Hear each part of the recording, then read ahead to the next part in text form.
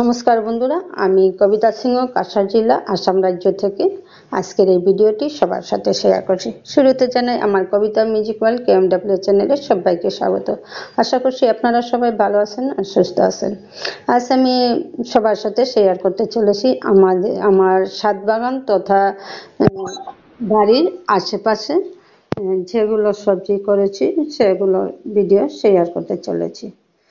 তো আপনারা সবাই একটি লাইক করে পাশে থাকুন, পুরোটি দেখার অনুরোধ রইল। এই যে ঝিঙেটা, এটা হচ্ছে ঝিঙে গাছটা আমাদের বাড়ির ডান সাইডে। এখানে কিন্তু সম্পূর্ণটা দেখুন, সম্পূর্ণটা পাকা পাকা দেওয়া, কিন্তু এর উপরে আমি কিছুটা মাটি ফেলে দিয়ে সেটাতে আমি বেশ কয়েকটি ঝিঙে চারা লাগিয়েছিলাম। সেটা থেকে এইগুলো আমার হয়েছে, ফলন এসেছে।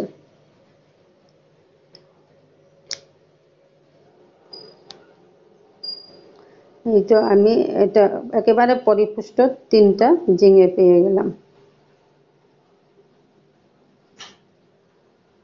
আর এটা হচ্ছে আমার উপরের ছাদ বাগানের শুরুটা। প্রথম দিকে কি সুন্দর ইয়েগুলো ফুটেছিল দেখুন, উচ্ছেগুলো খুব সুন্দর।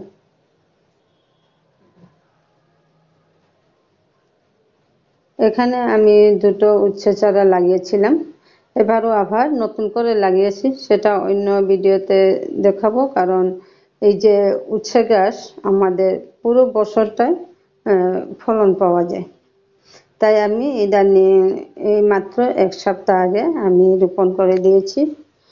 গাছটা অতি দ্রুতই বেড়ে উঠছে। দেখুন এই গাছের কি সুন্দর পরিমাণে এসেছে উচ্ছে।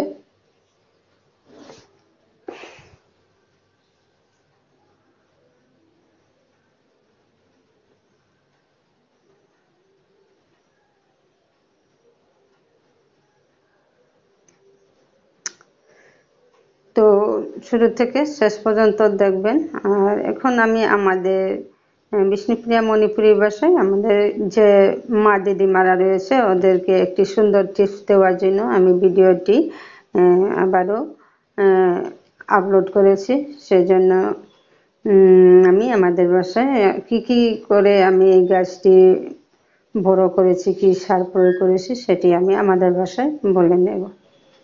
তো रीतनी पे मी যেমন নিয়দি জ্বালা গাছ কিন্তু গজে লেতে রইতে মানে গাছে তা আর কি আনতে ওয়ানো গাবুলে যেমন বিয়ানে উঠে আখরুম পানি দেনা বারো রইতে কোনো সময় না জানি বিয়ানকার হবে সুযোগ পরে রূপে যেমন উপে দেনা আর কি। সেই গাছে জারি কত মানে পুষ্ট হয়, তার পাতা তো একদম সতেজ আছে।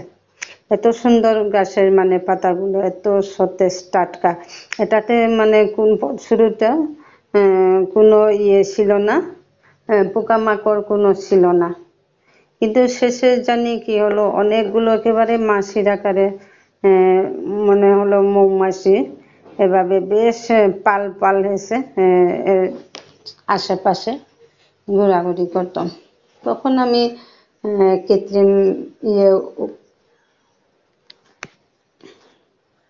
কৃত্রিম যেগুলো পোকামাকড় মারা যায় সেগুলো ওষুধ আমি ব্যবহার করেছিলাম, কিন্তু সেটাই কোনো কাজ হয়নি। কারণ দিনের বেলা রৌদ্র হলে রাতে আবার বৃষ্টি হয়। এই যে এটা আমার বৃষ্টি জল ছাদে রয়েছে।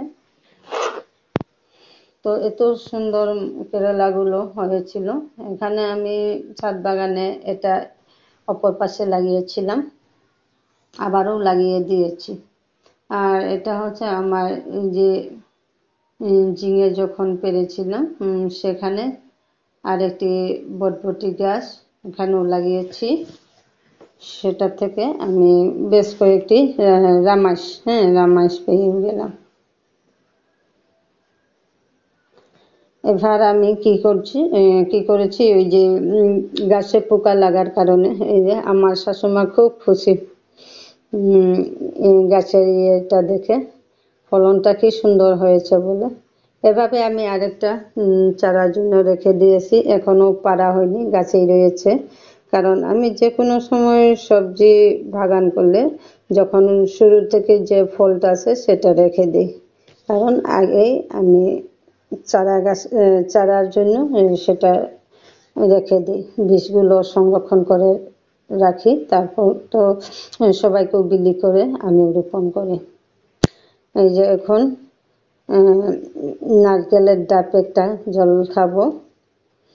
আর অনেকেই আছেন, বিশেষ করে মহিলারা, সবাই তো পারে না, এটারও একটা টেকনিক আছে। তো আমি কিন্তু সেটার আমার মহিলা বলো আর পুরুষ বলো, সেটার আমার কোনো পার্থক্য রাখে না, কোনো ভেদাভেদ রাখে না।